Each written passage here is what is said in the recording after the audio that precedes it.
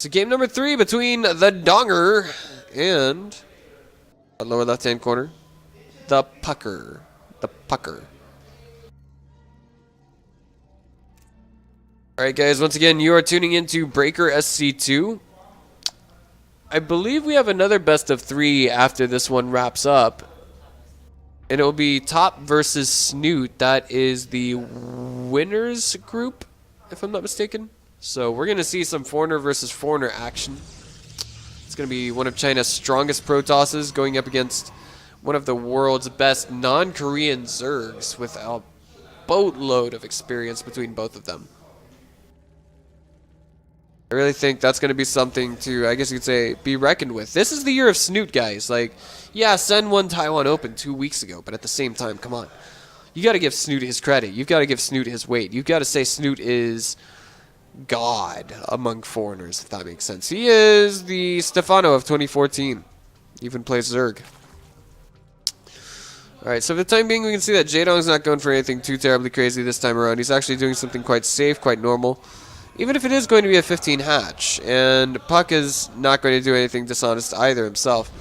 I do feel like, you know, game number 2 is kind of a throw from Jaedong. I want to say that a little bit conservatively. I don't want to say that explicitly and say, oh my god, Jaedong wanted to lose that game. Not at all. No. He was just, I think he was, you know, I mean, it was kind of a slight mistake. But now the score is 1-1. And whoever wins this one game is going to go on to the winners group. Whoever loses this is going to go to the losers group. And no one is going to be eliminated today. No one at all. So, spawning pool going down here. An extractor going down first before that spawning pool. And I guess the real question is, what's puCK going to do here with his vision?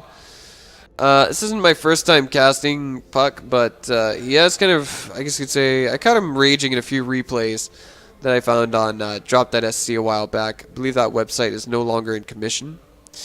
But with the timing here, puCK should be able to tell that this is obviously a gas first opener. Just backs out. He's going to see if there's a third going down anytime soon, and that's about it. Okay, so.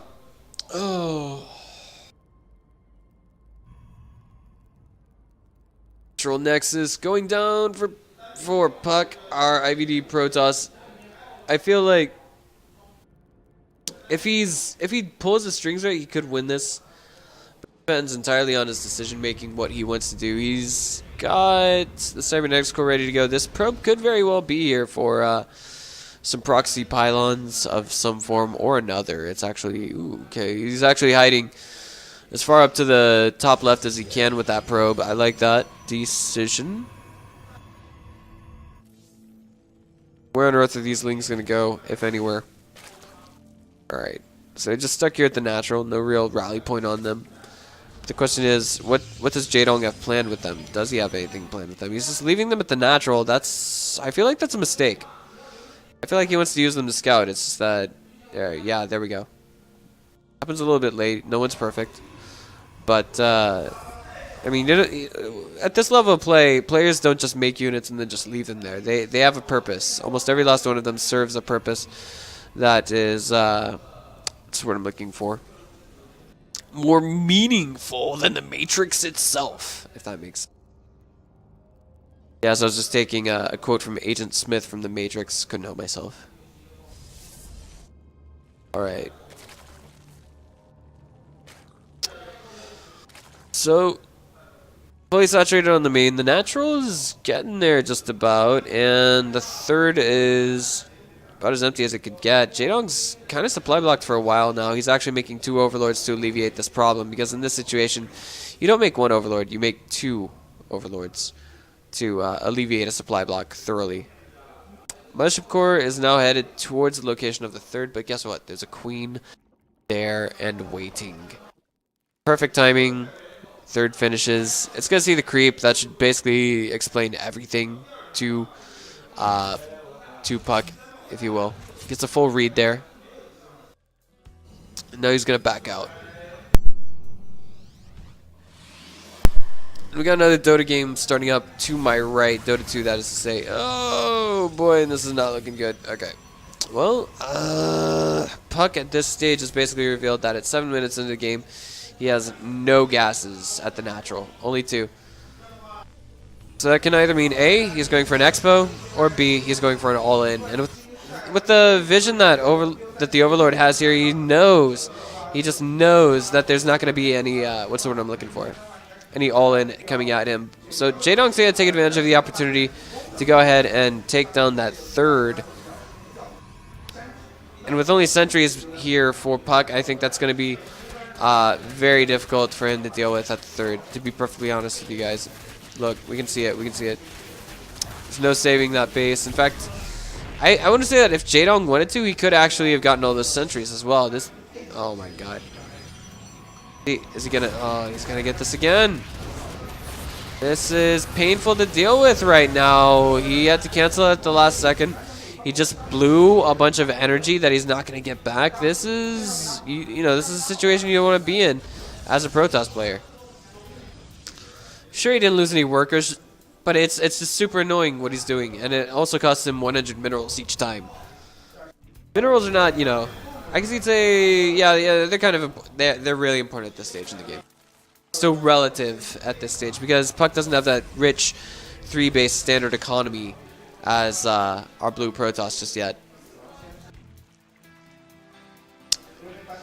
These queens floating so very little in the way of energy. Jaedong, the Donger, is able to keep up on spending all of that energy. Just keep himself, you know, I guess you could say going the way he needs to go towards the late game.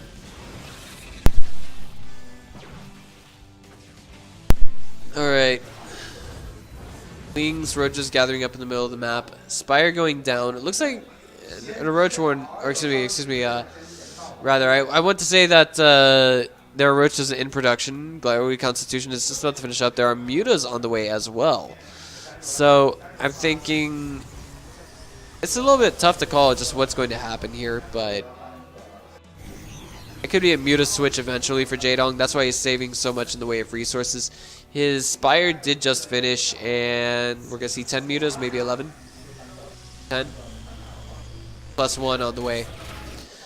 Meanwhile, we got puCK moving out to the northwest, and I feel like that cannon's going to fall. And this is exactly what Jaedong wanted to deal with. Or not rather wanted to deal with, but he knew it was going to be like this to some extent. He's focusing on those probes as opposed to the zealots with the lings. And it looks like puCK is able to hold this with very little trouble, but the Mutalisk switch is the real question. Can we see puCK, or not puCK, but rather Jaedong able to hold his ground versus this?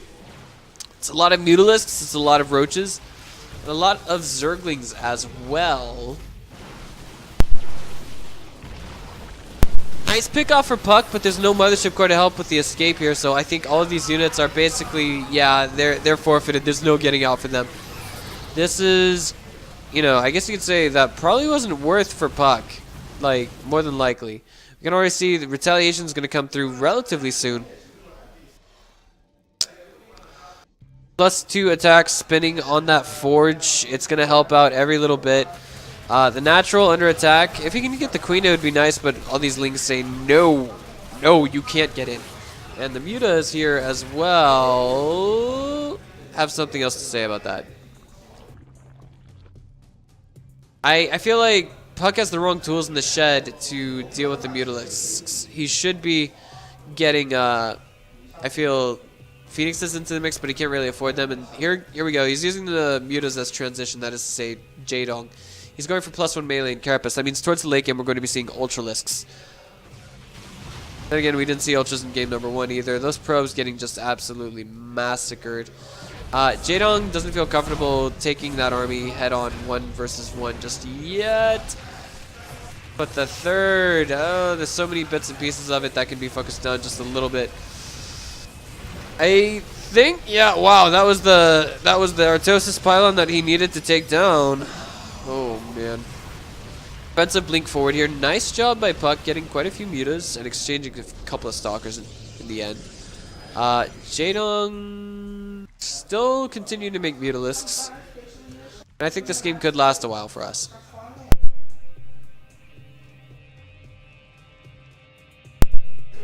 Okay, so More and more mutas on the way. That's all I got. I think that if we can see Jaedong continue to whittle down his opponent's stalker count, this will pay off. But at the same time, I don't see him upgrading anymore. There we go. Attack. Speaking of, he's just started his +2 air attacks. There we go. So it's no longer broken. The button on that spire, if you will.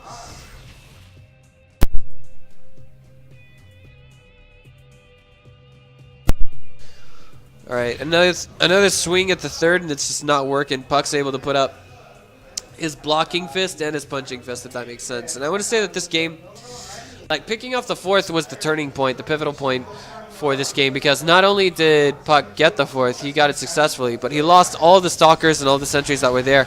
And now Jaedong is hitting that critical mass of units that he needs. If we lose the cybernetics core here, then guess what?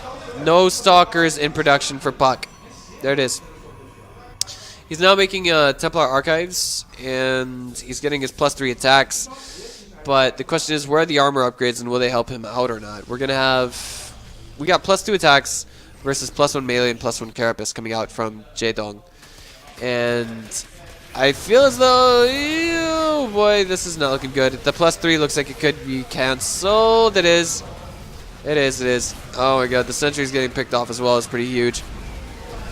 The natural, the mothership core was taken down, but not before the Nexus cannon was applied. There's very little in the way of anti-air here. I dare say that Jaedong could have actually used the Mutalisks to target down the third base. It looks like he may just do that again. Going for his fifth behind this as well. I'm surprised he hasn't decided to make it the gold base. But puCK is getting closer and closer to that dangerous 200 maxed out army. And guess what? It's going to be mostly Blink Stalkers. This can work out relatively well if we see him get, just that position where his opponent can't get great surface positioning. Offensive blink forward. The question is, was that a mistake? The Zealot's in back instead of in front. And I think this could be it. This could be the beginning of the end. We've got EGJaedong now at 200. Able to maintain that, and his opponent plummeting down to 117. If this isn't the end, this is certainly something close to it, I feel. The Stalker's not able to blink out. They're being taken down one by one. I think if we ever see Jaedong decide to focus down the third base, that would definitely be the game-ending moment. Psionic Storm now on the way. The question is, where are the High Templar? Are there any out on the field just yet? There are none. Oh my god. The jump forward from those Stalkers looks like it was not a good idea. And I think we're seconds away from seeing puCK GG. There's nothing he can fight back with now. Nothing. And the Lings are just going to stream into the natural. He doesn't want to go into the losers group, where he's going to have to face off against I think, Haz now, given the